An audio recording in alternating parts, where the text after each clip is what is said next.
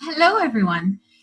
We only have 6 minutes, so I'm just going to plunge right into it. And please do turn on your videos. So at least I can see the faces and see some animation behind all of you. And even feel free to turn on your mic so that and jump in. So this is interactive. We were cut short last time because it was yeah. we'll go a bit faster this time. But as you heard me just say now, I left I'm not left, I don't know if I left, but I've stepped away from my 25-year career as an urban planner, building cities, doing some pretty interesting stuff, transportation networks, affordable housing in different geographies in North America and the Middle East. But it was related to what I just said. I just couldn't. I was choked by listening to the news and hearing what was going on. And this was particularly to the Syrian refugee crisis, although I feel similarly now hearing what's going on in Yemen, and it's just so many parts of the world. And I have been involved in philanthropy always, even since I was a kid, actually, with Christmas cards, drawing Christmas cards for a charity that I've always supported. But it felt I had to do more. I had to give my full self and not just a bit of my paycheck and after hours self, but my full day and night self to something. I didn't know what that one thing was, but I did have a moment. There was, for Dhaki, my nonprofit, there was a moment of birth. It was, sperm hitting egg moment. I remember it very, very vividly. It was, I'm a runner and I was injured. So I was doing my stationary exercise bike and watching a TED talk like I was doing a lot of back then. And it was with Melissa Fleming from the UNHCR, speaking about a Syrian boy who left Syria, and the only thing he took with him was his high school certificate, because that was what he valued. And I had grown up with the mantra of education is the only thing you can take with you. My parents were Palestinian, so they were refugees when they were children. We had to flee Lebanon when I was a child. In fact, our house was bombed when we were in it. And so we dramatically left during the Civil War. So this mantra of education being so critical is something that really has been very strong for me growing up. And so I was thinking, I've got two boys who are teenagers now, but thinking, how many devices do we have in our household? And I hate waste of any kind. The kids know that anything that's left over is going to end up in some kind of a smoothie that they're going to have to consume, because I just wasn't going to it's something I can't tolerate. And even on the sustainability end of things, food waste, environmental waste, just wasting of time.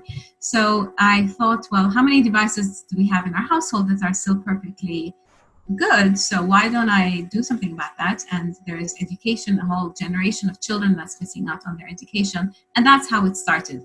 So I started by pitching my kids' school, actually. I went to the principal and asked her, have your old laptops? I was extremely nervous, not knowing how the reception was going to be. But she invited the IT director to the meeting.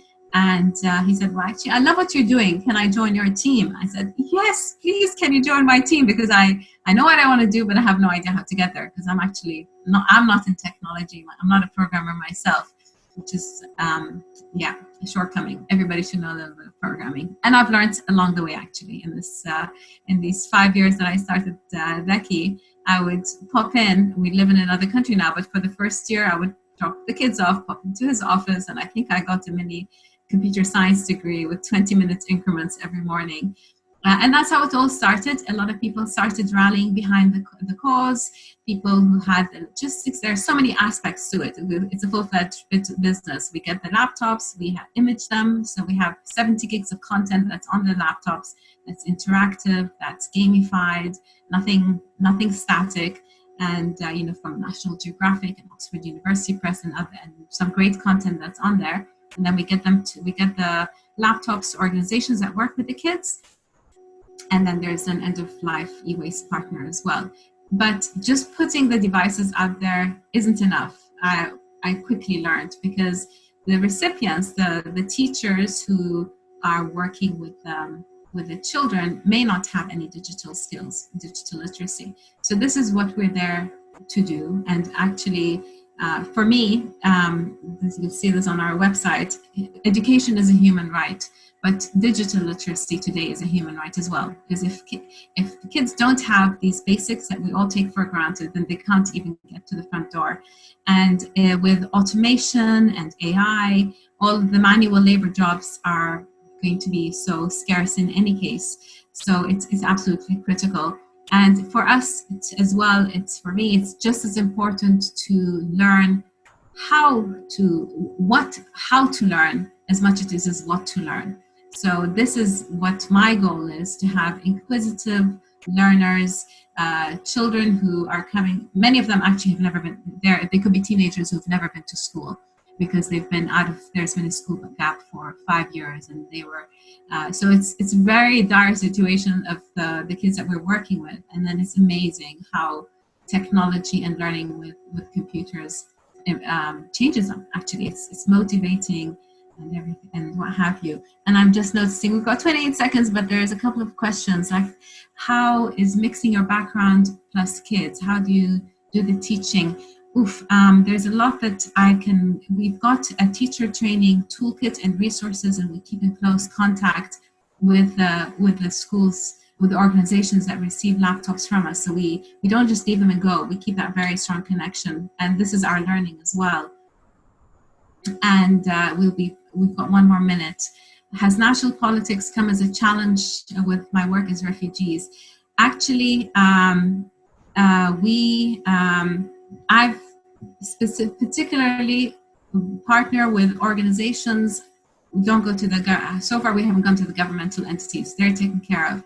So politics, it's all politics. Everything's very political because of the milieu, because of the situation with refugees. But we keep well away from that, and we focus on the psychosocial learning aspects, on well-being, on tolerance, on anti-bullying, gender equality. These are financial literacy.